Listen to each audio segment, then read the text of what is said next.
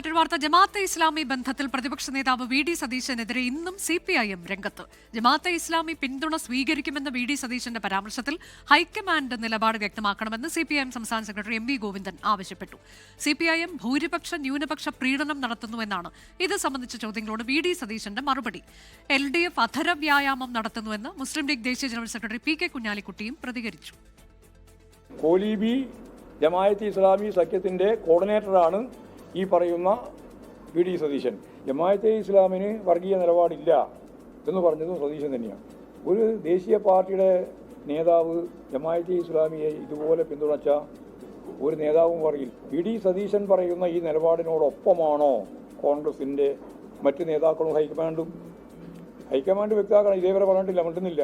കേരളത്തിലെ CPM ഞങ്ങൾ പറഞ്ഞല്ലോ, ഭൂരിപക്ഷ പ്രീണനവും സൗകര്യം പോലെ ന്യൂനപക്ഷ പ്രീണനവും. പാർലമെന്റ് തെരഞ്ഞെടുപ്പ് കാലത്ത് ന്യൂനപക്ഷ പ്രീണനം, അത് കഴിഞ്ഞപ്പോൾ ഭൂരിപക്ഷ പ്രീണനം. ഇപ്പം ലോക്കൽ ബോഡി കഴിഞ്ഞപ്പോൾ രണ്ടുമില്ല, മൊത്തം കൺഫ്യൂഷനാണ്. ആരെ പ്രീണിപ്പിക്കണമെന്നുള്ള കൺഫ്യൂഷനാണ്. ഇതാണ് നിലനിൽക്കുന്നത്. ഇടതുപക്ഷ നിലപാടിൽ നിന്ന് വ്യതിചലിച്ചു. തീവ്ര വലതുപക്ഷമാണ് കേരളത്തിലെ ഗവൺമെന്റും കേരളത്തിലെ CPM-ഉം.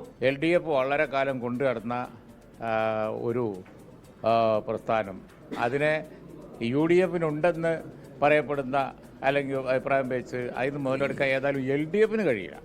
ആ കാര്യം ഉറപ്പാണ്. കാരണം LDF ചെയ്ത കുറ്റത്തിന് മറുപടി അവർ ആദ്യം പറയണ്ടേ. ലോകത്തെവിടെയായാലും ഏത് സമയത്തും 24 വാർത്തകളും ഓഗ്മെന്റഡ് റിയാലിറ്റി പാക്കേജുകളും എക്സ്പ്ലെയിനറുകളും വിശദമായി കാണാൻ ഞങ്ങളുടെ YouTube ചാനൽ നിങ്ങൾക്ക് സബ്സ്ക്രൈബ് ചെയ്യാം.